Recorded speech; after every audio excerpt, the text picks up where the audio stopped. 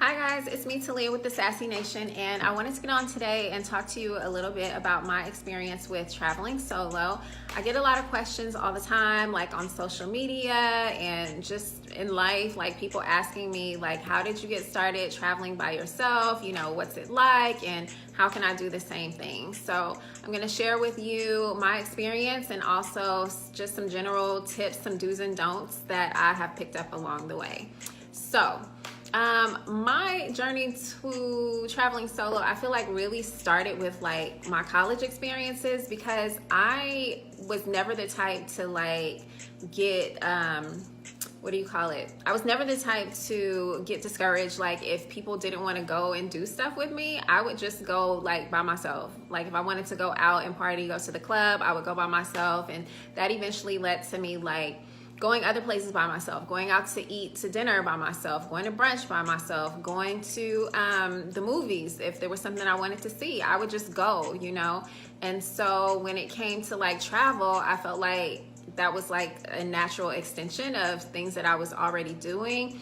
I've also been really plain and apparent about the fact that the first time I went out of the country by myself, I was going to a country that I had never been to before, and I was terrified. I was really scared, and I was going for like a couple months, and I think that definitely added to my anxiety about the trip. But eventually, like as soon as I got to the country really, which was Mexico, and that's where I am at now actually, like all of that fear subsided and I've been having a ball. I come back and forth here all the time.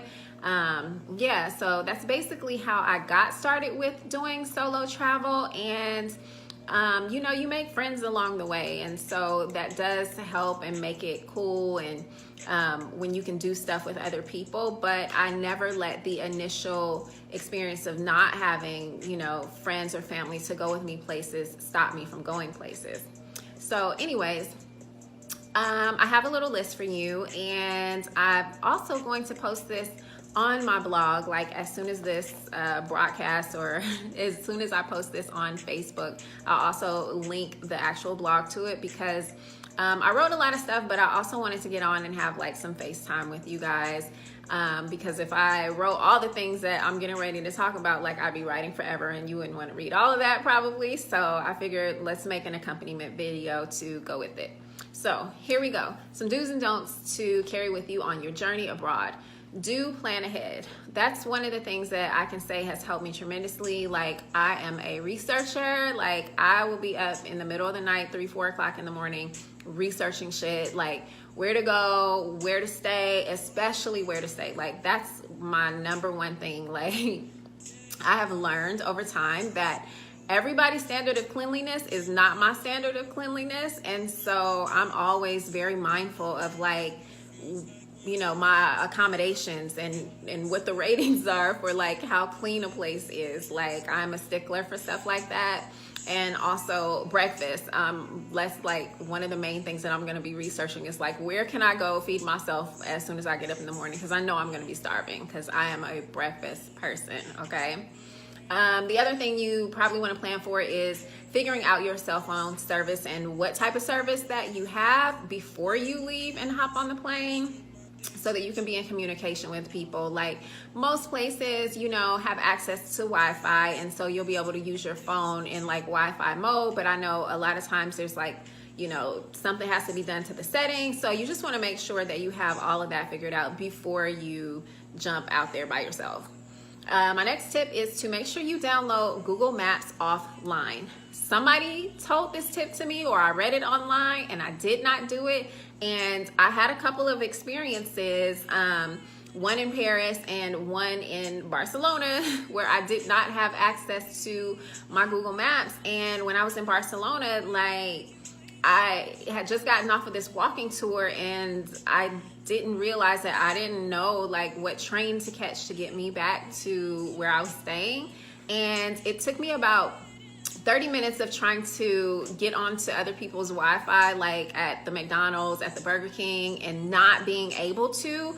And then I finally just said, okay, let me study this map and see if anything like rings a bell. And then I remembered like, oh, I'm staying near this university, so let me just get the train to the closest university and cross my fingers and hope that when I come up the escalator that this is my stop. And it was. So make sure you download that Google Maps. It will help you out and help you be able to navigate even if you don't have cell phone service, okay?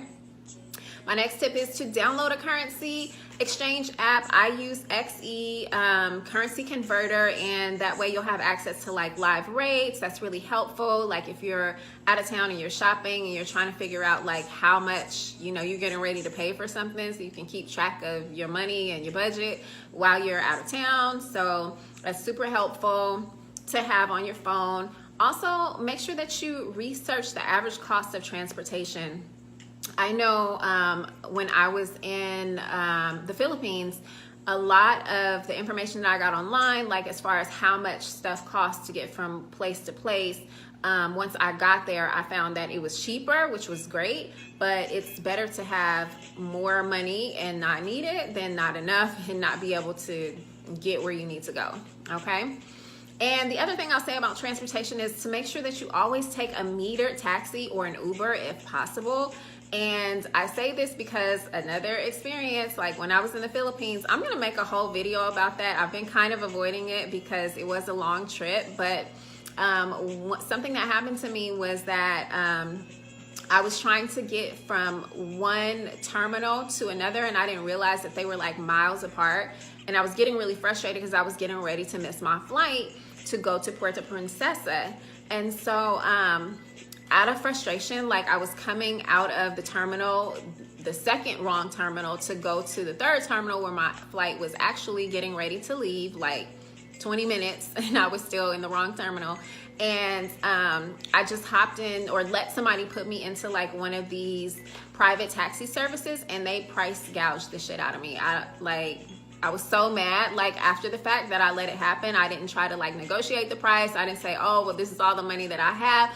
I just really wanted to get the fuck to my terminal so I could get out of Manila. And yeah, I was pretty pissed about it after the fact. So don't let that happen to you. Grab a metered taxi where you can, so at least you know like how much it's gonna be and they're not gonna like overcharge you. The next thing is to reach out to people that live or have been to your destination before you go, hopefully. I have relied on couch surfing in the past. They have this tool through your dashboard when you sign up that's called the My Trips function, and you can post a public trip saying like, I'm going to be in this country during this days.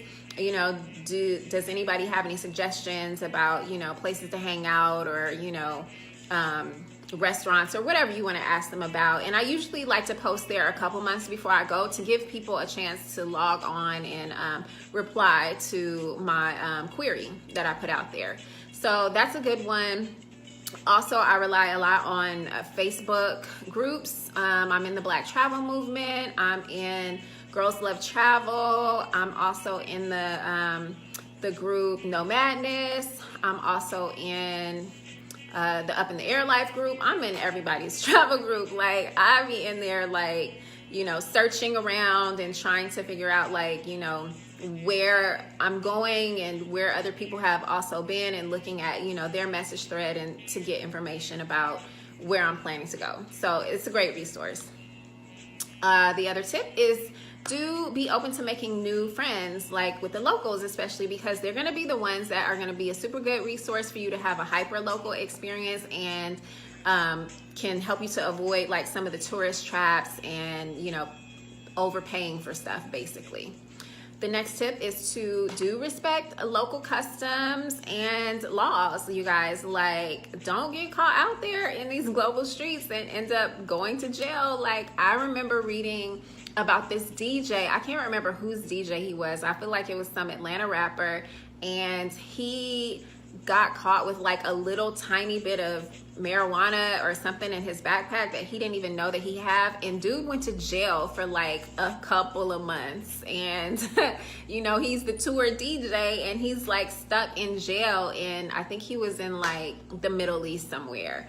And he eventually got out, but it took like months. Like, dude, don't give your mom a heart attack. Like, you know, do the right thing out here in these streets and really try to respect their customs and their laws.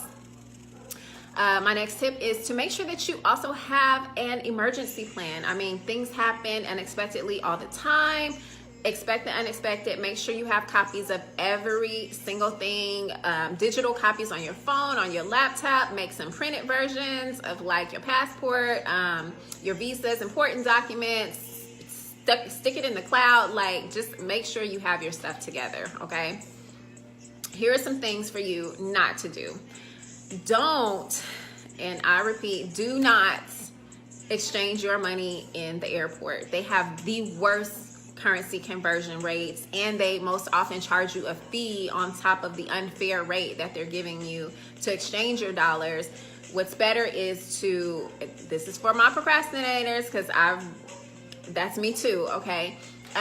Is to find a place locally, like in your city, and usually a bank. They're gonna have like the best exchange rates. So if you can do that a couple of days before you leave, just so that you can have some cash, you know, $20, $50, $100 in cash, so that when you get to your destination, you have money to like pay for stuff like taxis and things like that. Because you'd be surprised, like a lot of people still really rely on cash. You're not gonna be able to use your card every single place. Like, what happens when you go to use your card, and even though you put a travel alert on your bank card, they still decline it. Like, I've seen that happen a number of times, and you don't want to be peddling on the streets for coins and not speak the language, and then so people don't know why you're just standing there looking confused. Like, it's an all over bad situation. So make sure you have some cash, and make sure that you have converted your currency before you dip out, okay? My next tip, don't be a lazy American.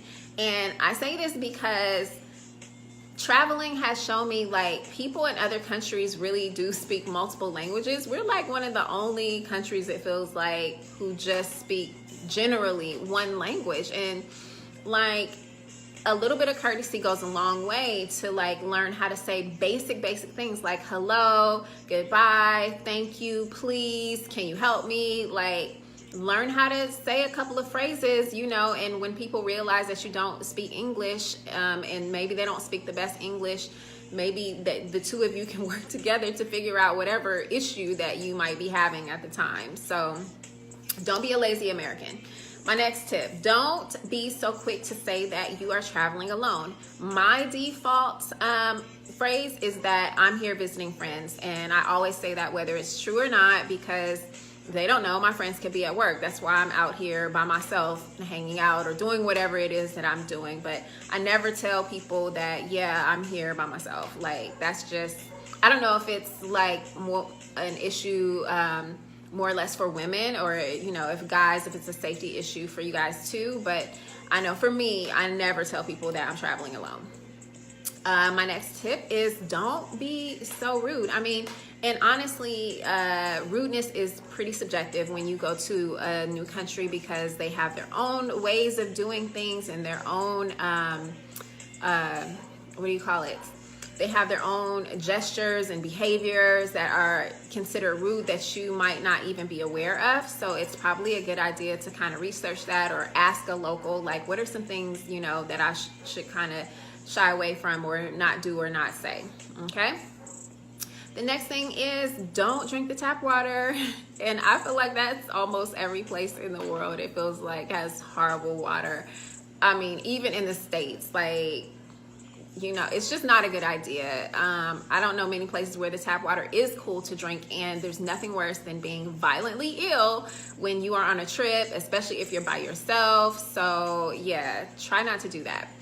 And my last tip is just to take your common sense and add that with a dash of courtesy, and you will be fine. Like, solo travel, it can be fun and it can be rewarding. Like, get out there and do stuff. Don't let people, you know, not wanting to accompany you places hold you back from doing things that you might really love. So get out there and try it.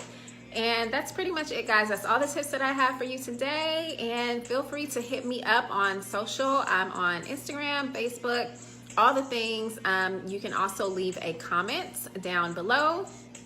And yeah, that's pretty much it, guys. And I will see you on the next video. Bye, guys.